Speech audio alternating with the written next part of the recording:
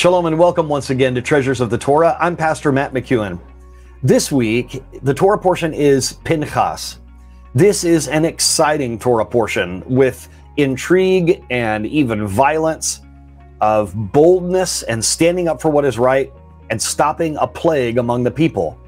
But today, I'm not really going to focus on the namesake of this Torah portion of Pinchas himself, but rather on some daughters, the daughters specifically of Selafchad. This situation means a lot to me as a father because I do have a son, but I have two daughters.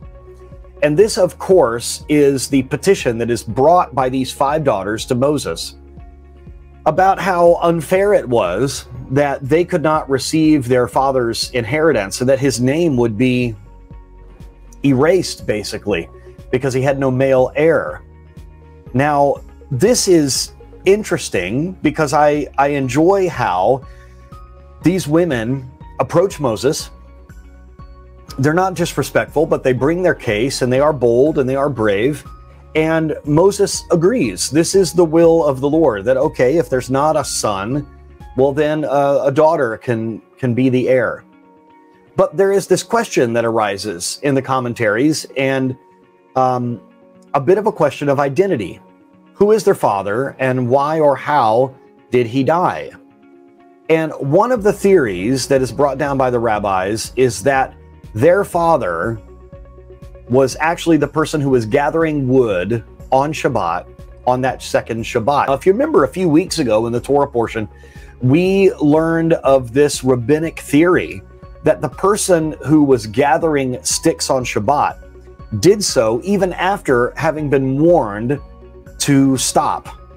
So he willingly went ahead and broke this rule. And we read there in that commentary a few weeks back that the rabbis believe that this was an act of mesirut nefesh, of self-sacrifice.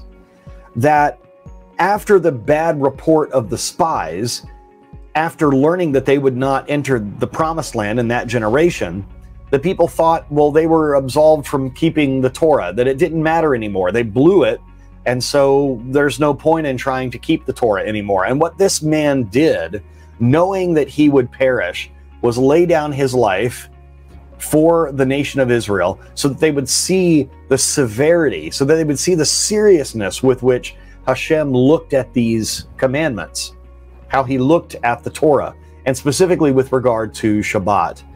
And so one theory is this man is the father of these 5 daughters. Let me read to you this. This comes from the Lubavitcher Rebbe. The daughters of Selafchad wish to strengthen their argument. Why should the name of our father be eliminated from those receiving a portion in the land? By stressing that their father was not guilty of his generation spurning the land.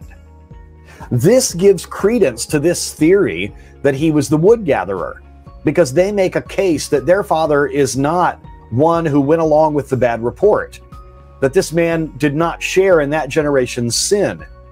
Because if in fact he is the wood gatherer, then his death precedes the spies and the bad report. Let me continue. According to the opinion that he was the wood gatherer, he died many months before the spies' mission. According to the Talmud, the incident of the wood gatherer occurred on the second Shabbat after the giving of the Torah. And if he was one of the mountain stormers, there were a group of men that together went and tried to take the land, even though God said they wouldn't do it in that generation, and they tried by force to make this happen, and they died as well. But if he was one of these mountain stormers, their sin was that they so deeply regretted falling prey to the evil spies' report that they erred in the other direction. And they lost their lives in the effort to enter the land in violation of the divine decree. If God says, out of punishment, you're not entering in this generation, well, then you're not going to do it.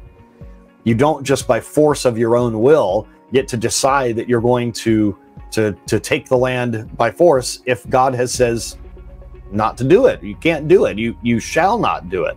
I won't allow it. I think it probably, at least in my opinion, is more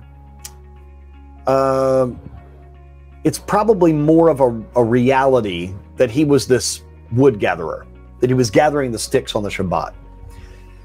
And I think this is a valid argument, especially if it's true that this man did this as a way of mesirut nefesh.